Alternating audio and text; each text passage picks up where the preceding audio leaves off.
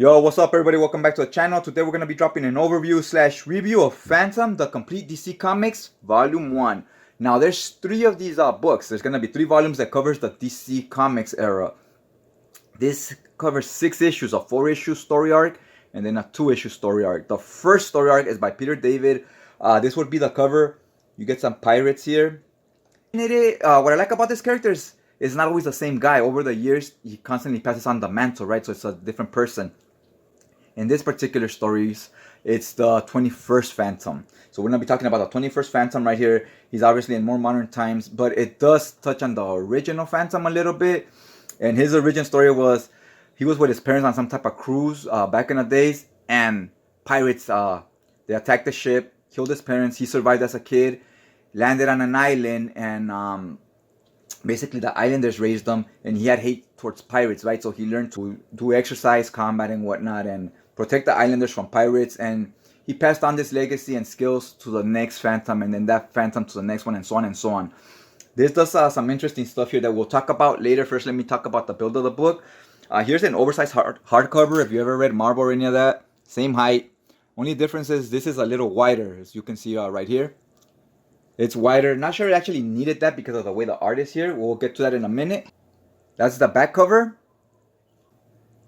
This is the spine. It's about a 200 page book. Okay, here's the inner covers. You see it has like a light grayish tone, but you can see some comic panels art. I don't know if the camera's picking that up, but you can see some of the art right there. Try to zoom it in a little bit. Now this first page is pretty thick. It's cardboard stock. The next pages, they're still thick enough. You know, they're not super thin, but they're not thick either. What I do notice is, I don't know if the camera's picking this up, you can see in the back over here the lines from the page that's on the other side, right? You see here some of the artwork and so forth.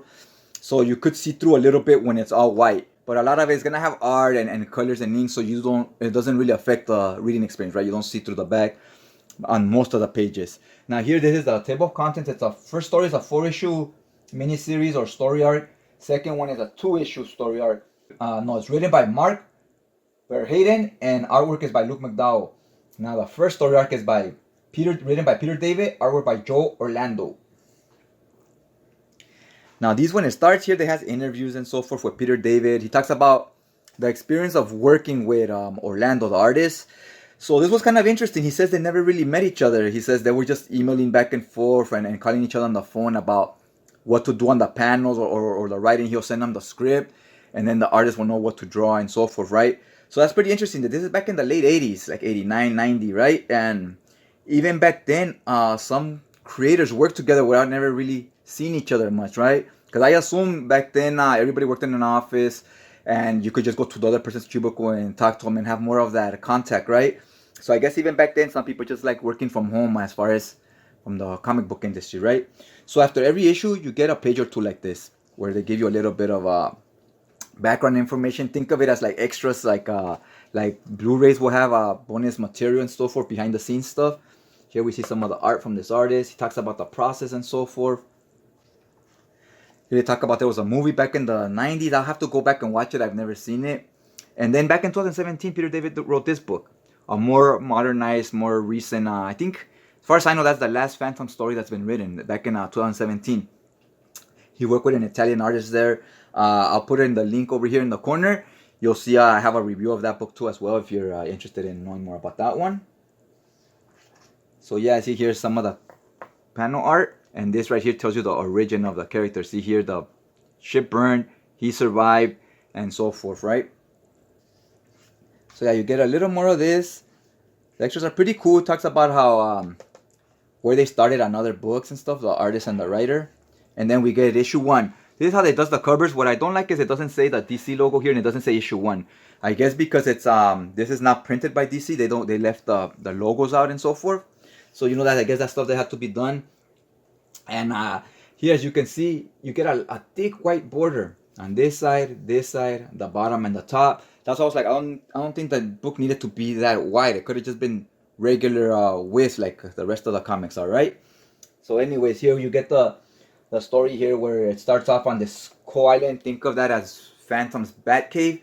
This character, if you like Punisher, I think you will like this book. His stories are very similar to Punisher's, and this particular Phantom, he kills. He doesn't hesitate to kill. Here is the current Phantom writing on the journal some notes and so forth. And then there he is, and he's reading whatever right here, and here comes that little kid. He's obviously gonna pick up the mantle to be the next Phantom. I mean, look at him. This guy's on swole already, and he's like 13. So it's obvious he's gonna pick up the mantle in the future. Now here's a page that kind of shows what I'm talking about. Here's the modern Phantom. He's in disguise right now. There's guns involved and all this stuff, and it's pure dialogue, right? Pure like speech bubbles. Then you go back to the kid right here. He's reading this book, and now it turns to these letters, to narrating and handwriting, right? Once it turns to the handwriting, we get back to the old Phantom, that being the 13th Phantom, right? And he's dealing with pirates here. So we jump to another story. Once these narrating areas change back to regular speech bubbles, then we're pretty much back in the modern times again. Now here at this story at the end, I really like this. This is where it kind of brings the two stories together. So you see the 13th Phantom back in like the 17th century or whatever. He's fighting this pirate. They're up on this mountain right there. You see them fighting on this cliff, and they're fighting right here. Then we skip to the modern Phantom is fighting right here, like on top of this bridge. Now it turns out this guy he's fighting, he's a modern day pirate. So his great ancestors, he was actually related basically to that other guy that was fighting the old Phantom. Now this Phantom's not related to that Phantom, but they both carry the moniker, right? And this guy is actually related to that pirate from a long time ago. So he's, through the generations, they kind of have hate towards the person that carries the mantle of the Phantom. So that was pretty cool how that all ends up. I don't want to give too much more of the story away, so I don't spoil anything for you guys in case you haven't read this or you plan to read it in the future. Now the second story arc, there's only 2 issues. I kind of enjoyed this one more, but the first story gives you more of a feel of who the Phantom is. So does this one. This writer had a good take on the Phantom. He made him feel like a ghost, like where he constantly cheats death, right? Every time you think he's dead, he's still alive. Like here, for example, there's this ship. Really like the artwork here as well. And there's this guy's driving it and whatnot. This guy sells weapons. He's a crooked arms dealer, right? Like I think the Lord of War movie, where he just sells weapons to different countries, Nigeria, Africa, Central America, and so forth, for their little wars, for their guerrilleros, their guerrilla armies, and all that stuff. So he's a crooked guy. This story had a real Punisher feel to me. They're in the jungle selling to these other countries, and it has like this military type of feel to it. And there's a lot of Punisher war journal stories that feel like this to me. Look at these 2 dead bodies here. Looks very eerie, and it's a very realistic take. It's like this could have been easily done into an action movie, and it would have been pretty easy to do with a low budget. So yeah, here's some of the art. You see the guys there. They're kind of gruesome. So yeah, I'm not gonna get too much more into the book. Hopefully you guys enjoyed this video. You got something out of it, and this if you had any interest in maybe buying this book, hopefully this helped you make your decision, right? Because I don't see a lot of reviews on this book myself. Actually, I don't think I've seen any. So anyways, yeah, hopefully you liked the video. If you did, go ahead and hit that like button. And if you're not subscribed already, hit that subscribe button. That way I'll keep you notified when the next video drops. Other than that, I'd like to thank you guys for taking some time out of your day to check out this video. And I'll check you guys out next time.